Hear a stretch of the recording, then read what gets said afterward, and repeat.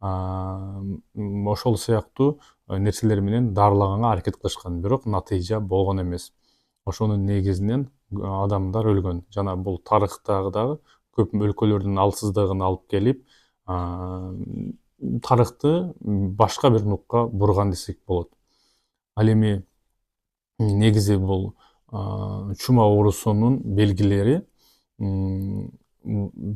бул дене табын көтөрөт, адамдын иммундук системаны жабыркатат, организмге бактерия түшкөндөн кийин Египеттен кеме аркылуу келинген дан, жүк ташуучу кемелер аркылуу келген деп эсептешет. Ал эми аны кантип келген дейт турган болсоңуздар, келемиш, чычкандар аркылуу жана ошол келемиштин бүргөсү аркылуу, келемиштеги жашаган бүргө аркылуу келген деп айтышат. Ал адамга кантип жуккан? Чума менен ооруган келемишти бүргө чагат. Ошол чаккан бүргө адамды чакканда, адам дагы ошол оору менен ошол адамга дагы жугат. Ошонун негизинде көп чума таркаган. Ал эми ошол Византия өлкөсү абдан өнүгүп турган мезгил болот. Адамдардын соода саттыгы өтө күчөгөн мезгил болот. Ошол мезгилде Египеттен келет оору, келип адамдарга таркап кетет. Ошонун негизинен 30 миллиондон ашуу адамдар өлгөн деп айтышат. Негизинен ошол чуманын негизинде Византия өлкөсүнүн экономикасы, аскердик күчтөрү өтө алсырап, ошонун Византия өлкөсүнүн жок болуусунда дагы эң чоң себеп чума оорусу деп айтылып келет бүгүнкү күндө.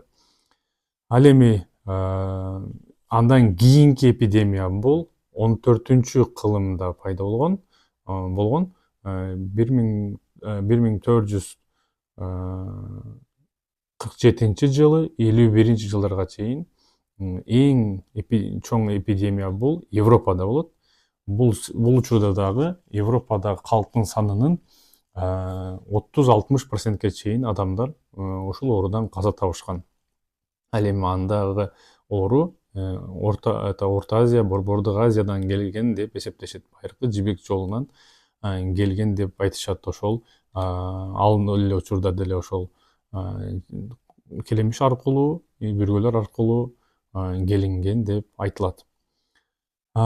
Ошол мезгилде көптөгөн акындар, көптөгөн жазуучулар дагы ошол оору менен көп белгилүү инсандар да керек болгон болсо кээ бир өлкөлөрдүн королдору дагы ушул оору менен жабыркап өлүшкөн.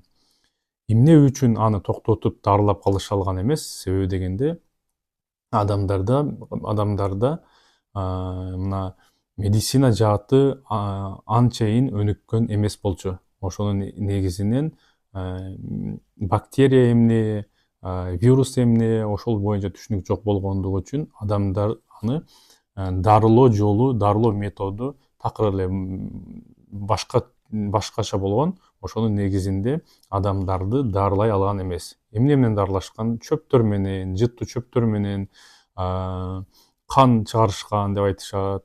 Ошол сыяктуу нерселер менен дарылаганга аракет кылышкан, бирок натыйжа болгон эмес.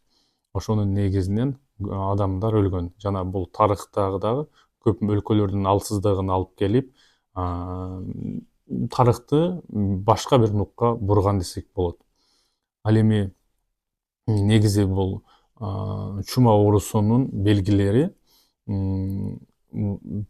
бул дене табын көтөрөт, адамдын иммундук системаны жабыркатат, организмге бактерия түшкөндөн кийин бат денеге таркап кетип, дененин иммундук системасы күрөшө албай калат. Ошонун негизинде адам алсырап, бүт денеге бактерия таркап кетип, адам өлөт. Ал эми бул нерсени дагы бир эпидемиясы мына 19-кылымдын этегинде 1894-жылы эң дагы бир кооптуу эпидемиясы болгон.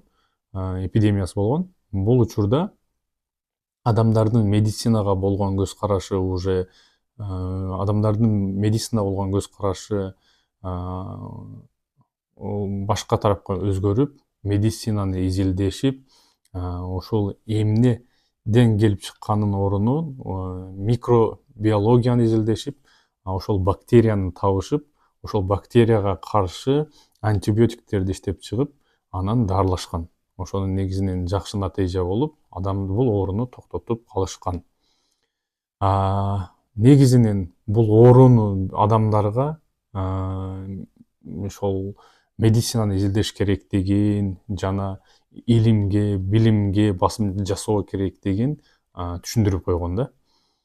Ошонун негизинен адамдар медицина өнүккөн десек болот. Ал эми бүгүнкү күндө деле мына 20-жылы коронавирус мезгилинде дагы абдан чоң коркунучтуу пандемия болду. Албетте бул нерсени дагы адамдар окумуштуулар изилдеп чыгып, дарысын табышты.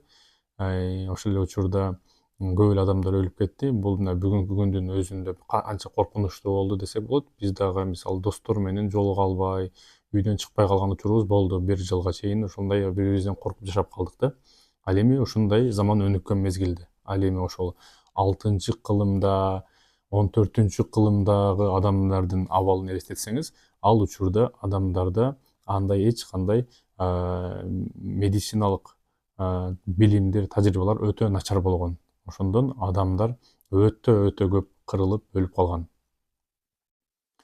Ошон үчүн достор, негизи биз билимге, илимге умтулалы, бүгүнкү күндө балдарыбызды, кыздарыбызды жакшы билим берип окутканга аракет кылалы. Бул биздин билимдүү келечек, билимдүү жаштар, билимдүү келечек бул биздин келечегибиздин дагы бар экенинин белгиси болот.